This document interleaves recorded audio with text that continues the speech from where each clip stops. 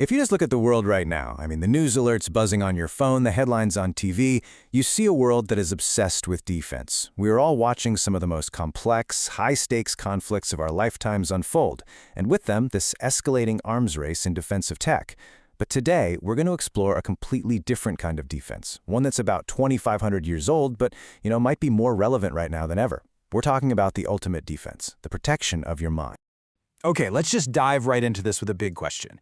Imagine this scenario for a second. A country's super advanced air defense system works flawlessly.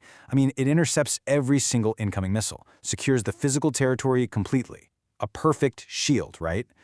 On the surface, that looks like a total victory. The people are physically safe.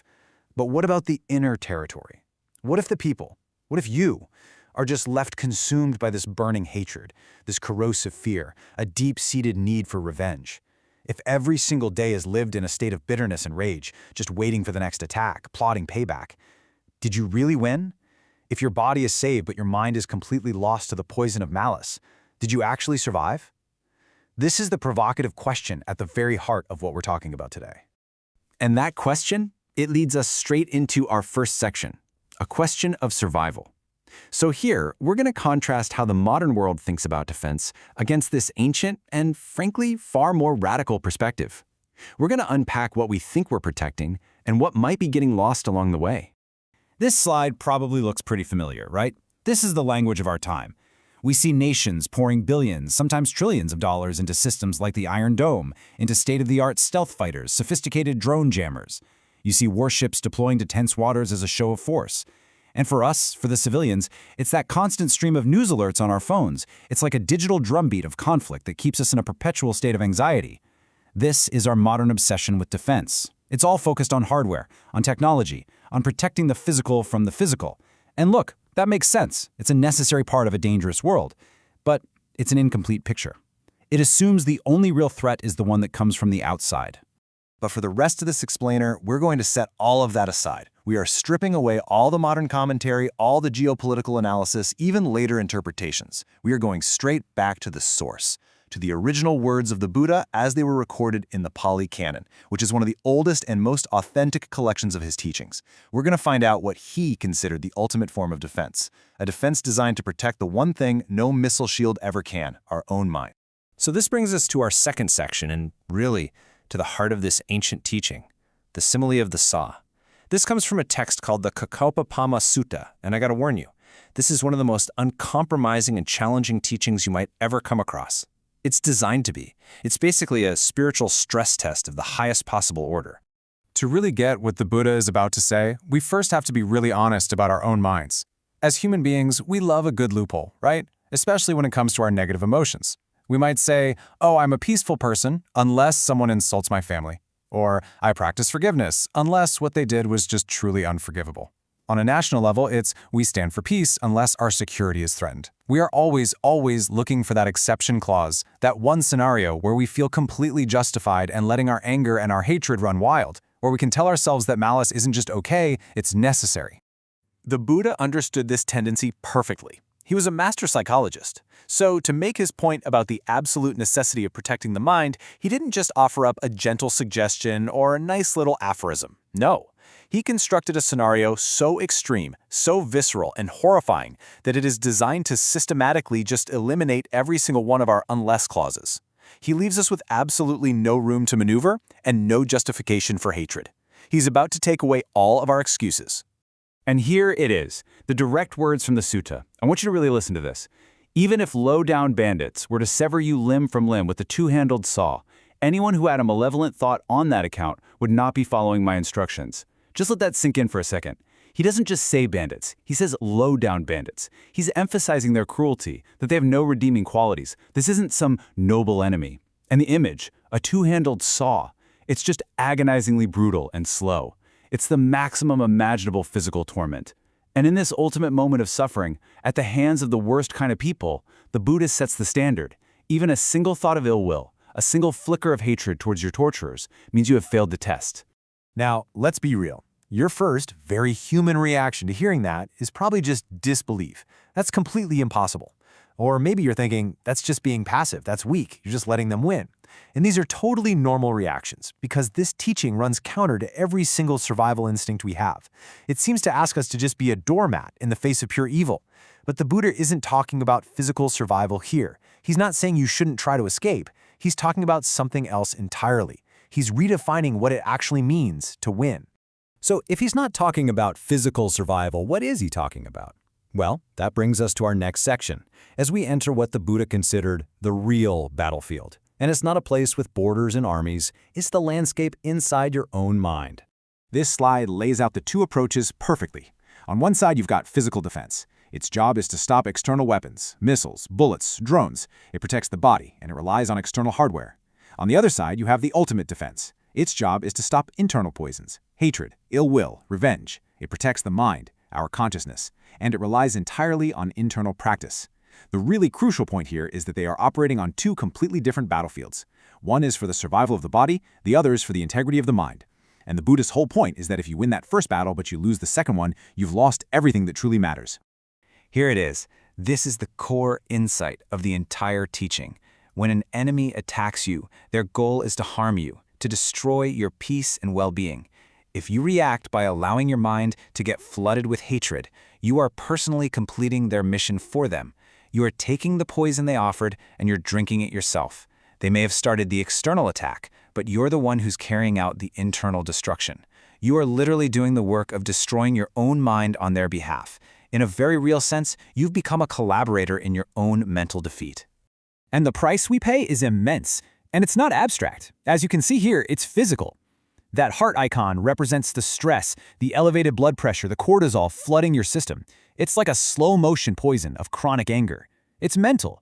That shattered orb symbolizes how our inner peace is completely destroyed, replaced by obsessive thoughts, nightmares, constant agitation. And it's spiritual. Any progress you're making just comes to a dead halt, because a mind that's consumed by hatred can't see clearly. It can't cultivate wisdom or compassion. But look at that central image, the figure in the cage. This is the most important part. By hating, you are handing over the controls of your own mind to someone else. Your enemy now dictates your emotional state. They live rent-free in your head, and you've given them the key. So you see, the simile of the saw is not a call for passivity. It is the ultimate declaration of defiance. It's an impenetrable fortress. It is looking at the absolute worst the world can throw at you and saying, you can have my property, you can sever my limbs, you can even take my physical life. But there is one fortress you will never breach. You will never take my mind. I will never let you drag me down into the mud of hatred with you. My inner sovereignty is not for sale. This is the pinnacle of mental invincibility. It is the only victory that cannot be taken from you. So if this is the goal, how do we possibly achieve it? I mean, this seems superhuman. Well, the Buddha never presents an impossible standard without also giving us the tool to meet it. And that brings us to our fourth section, a fierce protection.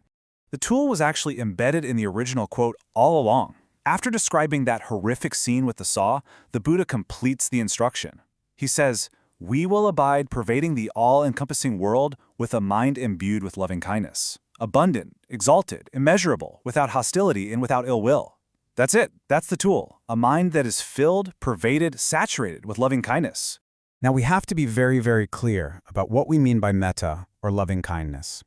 In our modern culture, we often mistake this for some weak, sentimental, fluffy emotion. We think it means just being nice, smiling, and avoiding conflict at all costs. That is not the metta of the Pali Canon. The metta the Buddha is talking about is a fierce, active, and powerful state of mind. It is a boundless, unconditional goodwill. It is a protective force so powerful and all-encompassing that hatred, when it comes up, simply has no place to land. It can't find any fuel to burn. It's not about loving the evil act. It's about refusing to let the evil act poison you in return. Probably the best way to understand this is with an analogy. Imagine trying to start a fire on the surface of a vast, deep lake. You can throw a lighted match onto it, but what happens? It's just extinguished. The lake doesn't fight the fire. It doesn't get angry at the fire. Its very nature, cool, wet, and vast, is simply incompatible with fire. A mind that is pervaded with metta is like that lake. When a spark of hatred, an insult, an injury, a terrifying news report lands on it, its fundamental nature of goodwill simply extinguishes the spark. It's a protection that works not by fighting back, but by its very essence. And here's the warning. If you reject this path, if you choose to meet malice with more malice, you fall into a tragic trap. When you look at your enemies, at the people perpetrating harm in the world, and you allow your heart to fill with genuine, burning hatred for them, you have just become a mirror image of the very thing you claim to despise. You have adopted their core operating principle, that causing harm is an acceptable tool. This continues the cycle of karma, the cycle of suffering. As the texts say, the plunderer is plundered, the killer begets a killer. You ensure that the poison continues to spread, and it starts with you.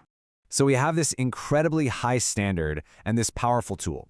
But how do we apply this in a world that isn't an ancient text? That brings us to our final section, guarding your inner fortress. This is all about making this teaching practical, for right here and right now. It is so important to understand that the simile of the saw is not meant to be a literal everyday instruction. You are not expected to be able to do this perfectly tomorrow. Instead, think of it as the ultimate stress test. It's a benchmark. It is a thought experiment designed to reveal any remaining pockets of anger, hatred, or attachment in your mind. It's kind of like an engineer stress testing a bridge to find its absolute breaking point. The Buddha gives us this impossible scenario to help us find our own mental breaking points, so we can see where the work really needs to be done. It's the North Star that you orient your entire spiritual practice towards. This means true liberation, real inner freedom, isn't tested when things are easy. It's not for when you're on a meditation retreat and everyone's being nice. It is tested when the saw is at your skin. Metaphorically speaking, it's tested when the news is terrifying and your gut instinct is fear and rage. It is tested when a partner, a friend, or a boss deeply wrongs you. It's tested precisely in those moments when it is hardest to be peaceful. Those aren't failures of the practice, those are the practice grounds themselves. And this brings us right back to that ultimate declaration of inner freedom. This is the goal of the practice, the mindset of the fortress. It's the ability to stand firm in the face of all the world's chaos and say, with unshakable conviction, you may have power over my body, over my circumstances, but my mind belongs to me, and I choose for my mind to remain a source of goodwill untouched by your poison. In the end, it all just comes down to this. Nations will continue to rise and fall. Missiles will be built, and they'll be fired. The external world will always be chaotic, always be impermanent. You cannot control the geopolitical landscape. You can't even control what your neighbor does. The one thing you can work towards controlling is your own mind. So guard it fiercely, because that is the only defense that can never be breached, the only true path to safety.